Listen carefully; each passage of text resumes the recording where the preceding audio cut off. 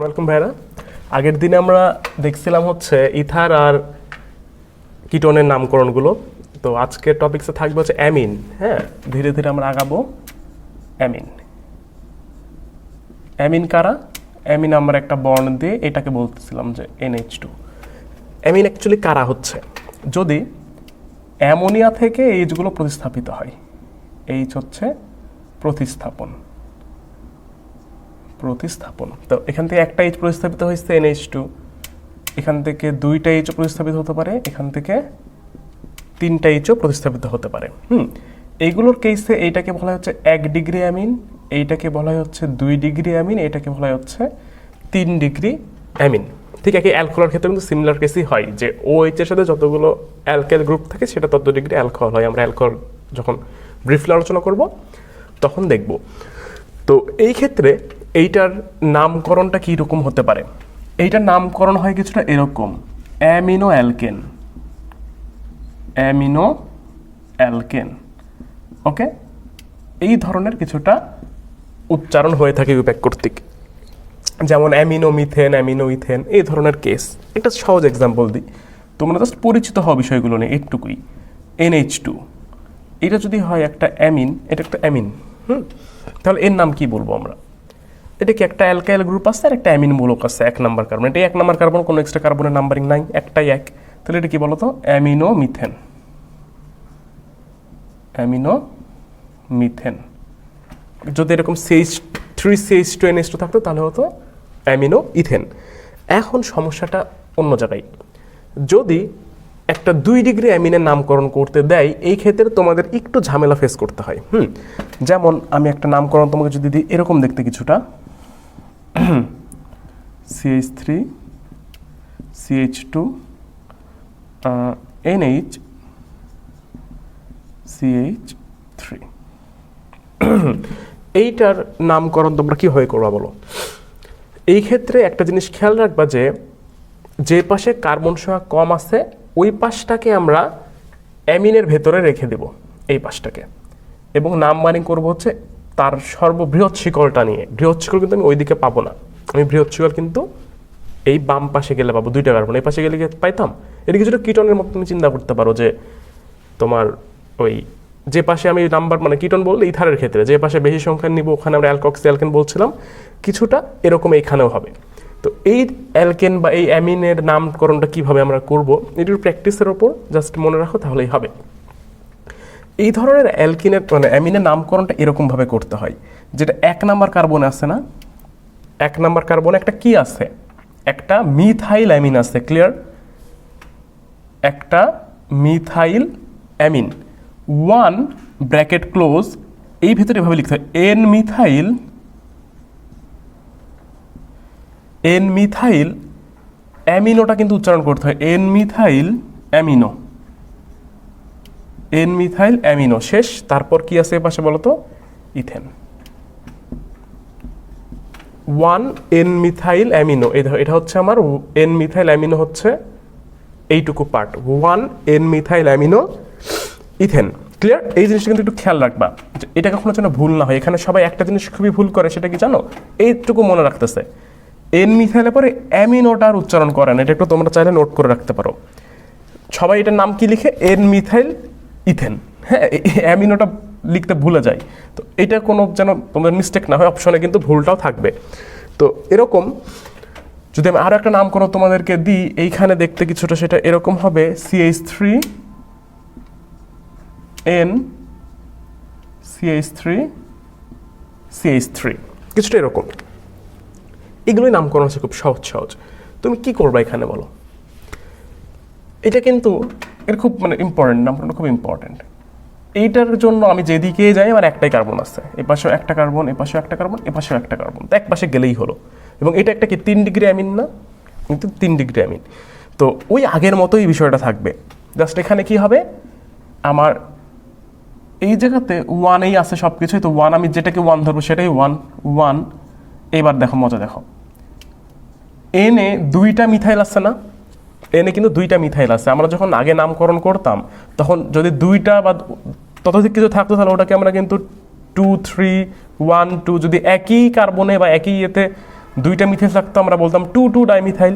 এখানে একই এনে দুইটা মিথাইল আসছে না, তাহলে এটার নাম আমি বলবো হচ্ছে এন ডাইমিথাইল, এন ডাইমিথাইল, অবশ্যই অ্যামিনো শেষ, অ্যামিনো তারপর কিটা বলো তো, মিথেন না, অ্যামিনো মিথেন। এইটা হচ্ছে এই যৌগের নামকরণ। আর এইখান থেকে আমি তিনটা 1 ডিগ্রি 1 ডিগ্রি, এটা হচ্ছে 1 ডিগ্রি অ্যামিন, এটা হচ্ছে 2 ডিগ্রি অ্যামিন, এটা হচ্ছে 3 ডিগ্রি অ্যামিন, আমি তিনটারই নামকরণ তোমাকে শেখাই দিলাম যে কি হচ্ছে। এবং লাস্ট অফ অল আমি তোমাদের HW যখন নামকরণ শেষ করব সবগুলো মিক্স করে আমি কিছু HW বোর্ডে লিখে রাখবো, তোমরা ওটা করে আমাকে সাবমিট করবো, সেটা সবার শেষে। আপাতত এখান থেকে বেসিক আইডিয়া নাও যে এইটাকে অ্যামিন বলে এবং এটা দেখতে কীরকম হয়ে থাকে। তো এটা বুঝতে পারছো? তারপর আমরা একটু নতুন টপিক্সের দিকে যাই, বলতে নতুন নামকরণের দিকে যাব। আমরা যা যা বোর্ডে যখন লিখছিলাম সবগুলোরই নাম দেখার চেষ্টা করব। তো এগুলো একটু ভালো করে দেখবা, তোমাদের কাছে যে কোনো বই থাকলে সেখান থেকে একটু প্র্যাকটিস করবো। আমি তো এখানে বসে থেকে 100টা নামকরণ আর লিখাইতে পারবো না। থাইল, এইটা কিন্তু আমরা দেখছিলাম, থাইল এটাকে পূরণ করতেছিলাম কী দিয়ে বলো তো, SH হচ্ছে থাইলমূলক। এটা একবার মনে হয় কোনো একটা অ্যাডমিশন টেস্টে আসছিল যে থাইলমূলক নিচের কোনটি, কারণ এটা অনেকে খেয়াল করে না যে থাইলমূলকে SH-কে থাইলমূলক বলে। তো ঘটনা যেটা দাঁড়াবে যে এটার ক্ষেত্রে নামকরণ কি হয়, খুবই সহজ নামকরণ কিন্তু এগুলো, ওই জন্যই আমরা একটু খেয়াল করব যেন কখনো আসলে পরে যেন পছন্দ না হয় যে না এটা আমি দেখিনি বলে পারিনি। এটার নামকরণ হয় হচ্ছে অ্যালকেন থাইল, অ্যালকেন থাইল। সেটা কীরূপ দেখো, এরকম এই একটা যৌগ আছে CH3SH, এটার নাম কি, মিথেন থাইল। মিথেন থেকে একটা H প্রতিস্থাপিত HS লাগছে, মিথেন থাইল, ইথেন থাইল, CH3CH2SH। ওকে, যে জায়গায় থাকবে সেটা তোমার জাস্ট ওর সাথে কি হবে, থাইলটা অ্যাড হবে। এটা কি বলো তো, এটাও থাইল, এটা হচ্ছে কি ইথেন থাইল, ইথেন থাইল। এরপরে এরকম একটা নামকরণ থাকে যে CH3CH2CH3SH, বা আমি এখানে আর একটা CH2SH দিতে পারি। তাহলে আমি নাম্বারিং করবো কই থেকে এই কার্বনের? হ্যাঁ, এই যৌগের নামকরণটা আমরা করব কই থেকে? এই ক্ষেত্রে আমার এইটাই হবে 1 নম্বর কার্বন, এটা 2, এটা 3, এটা 4, ওখান থেকে শুরু যেখান থেকে থাইল গ্রুপটা আছে, তাই কি না? অবশ্যই তাই। তো এই ক্ষেত্রে ঘটনাটা কীরকম দাঁড়াবে, এটা 2 নাম্বার কার্বনে কি আছে, একটা মিথাইল গ্রুপ আছে না, তাহলে এর নাম হচ্ছে 2 মিথাইল বিউটেন থাইল। বিষয়টা কি ক্লিয়ার? 2 মিথাইল বিউটেন থাইল, যেখান থেকে এসে সেটাকে তুমি 1 নম্বর ধরো, তুমি মনে হতে পারবে এসে যদি এই জায়গায় থাকতো তাহলে হ্যাঁ 1 2 3 4 5 হয়ে যাইতো, এসে যুক্ত জায়গাতে তুমি 1 নম্বর ধরবা, তাহলে নাম হবে কি 2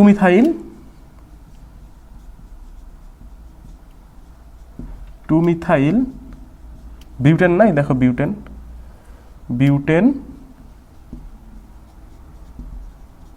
থাইল। ক্লিয়ার? 2 মিথাইল বিউটেন থাইল, এইটা গেল হচ্ছে আমাদের থাইলের নামকরণ। বুঝতে পারছো? মুছে দিলাম। আমরা অ্যামিন, থাইল, তারপর ইথার কিটোন, অ্যালডিহাইড শিখে ফেলছি, খুব অল্প জিনিস বাকি আছে, হয়তো নামকরণ 2 1 3 লেকচারের মধ্যে শেষ হয়ে যাবে। এখন দাঁড়াবে হচ্ছে আমার নামকরণে আসবে হচ্ছে one of the most important, সেটা হচ্ছে কার্বক্সিলিক অ্যাসিড। কার্বক্সিলিক অ্যাসিড এটা কীরকম দেখতে ছিল? এটা দেখতে ছিল হচ্ছে বন্ড COOH। ভাই এটা সর্বোচ্চ সক্রিয় কার্যকরীমূলক, এটা হচ্ছে সর্বোচ্চ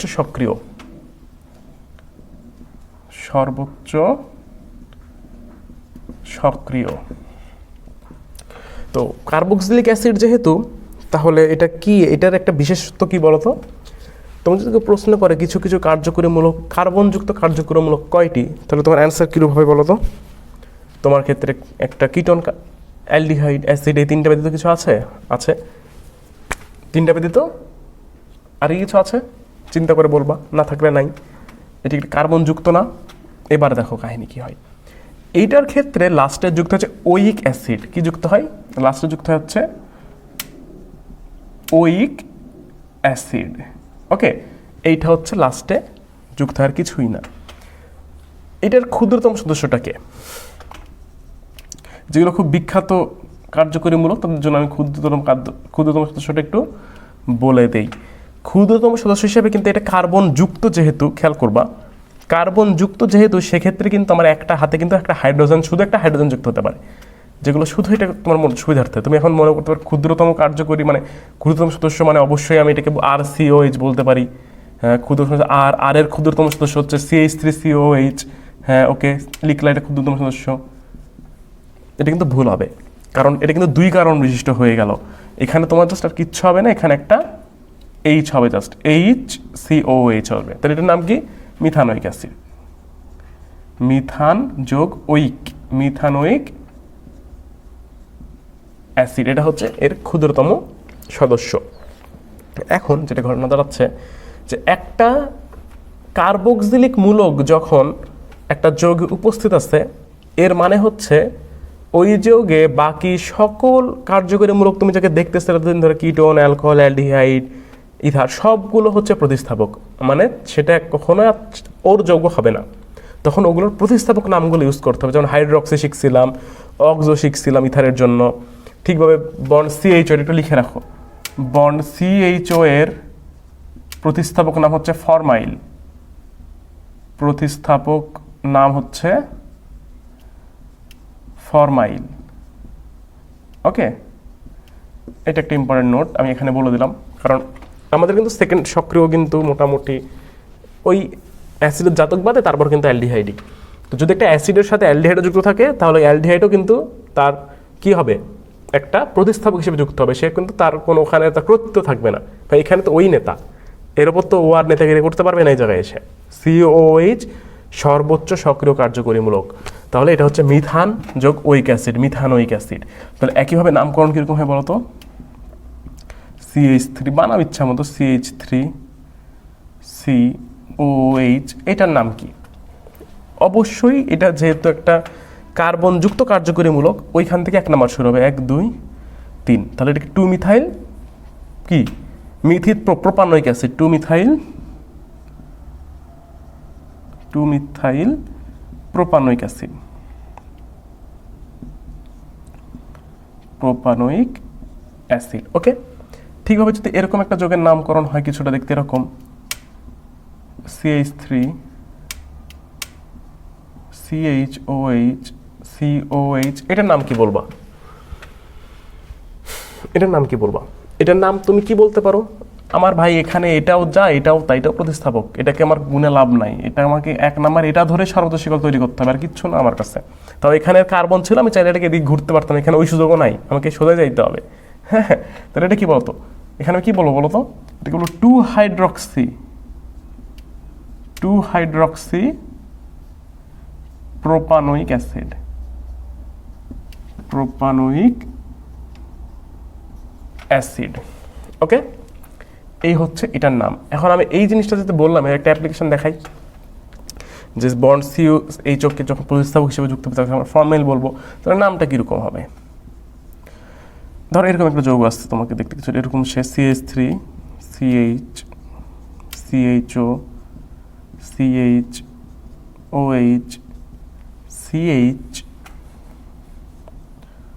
CH3 বন্ড COH। তোমার এখানে কোনো মানে অধিকার নাই যে তুমি সেটাকে কার্বন নাম্বার এটাকে 1 ধরবা, এটাও কার্বন যুক্ত, তাই বলে ওইটাকে 1 ধরবে এরকম তোমাকে অধিকার দেওয়া এখানে হয় নাই। আমার এখানে সর্বোচ্চ সক্রিয় হচ্ছে এই অ্যাসিড মূলকটা। অ্যাসিড মূলক যখন সর্বোচ্চ সক্রিয়, তাহলে আমার নাম্বারিংকে ওইখান থেকে করতে হবে। আমরা এটাই করে আসতেছি, করলাম 1 2 3 4 5। তাহলে নাম কি বলবো আমরা? অবশ্যই সবার আগে কি আসবে? এগুলো সবার নাম লিখবো, যেভাবে আসে ওভাবে লিখে দিব না। 2 মিথাইল, 2 একটা মিথাইল আছে, 3 একটা কি আছে, হাইড্রক্সি আছে, 4 একটা কি আছে, এই দেখো অ্যালডিহাইড মূলক, এটা এখন কিন্তু প্রতিস্থাপক, এটি কিন্তু এখানে এখন প্রতিস্থাপক নট, এটা অ্যালডিহাইডের যৌগ। তাহলে 4 ফরমাইল, 4 ফরমাইল কি এটা, পেন্টানোয়িক অ্যাসিড।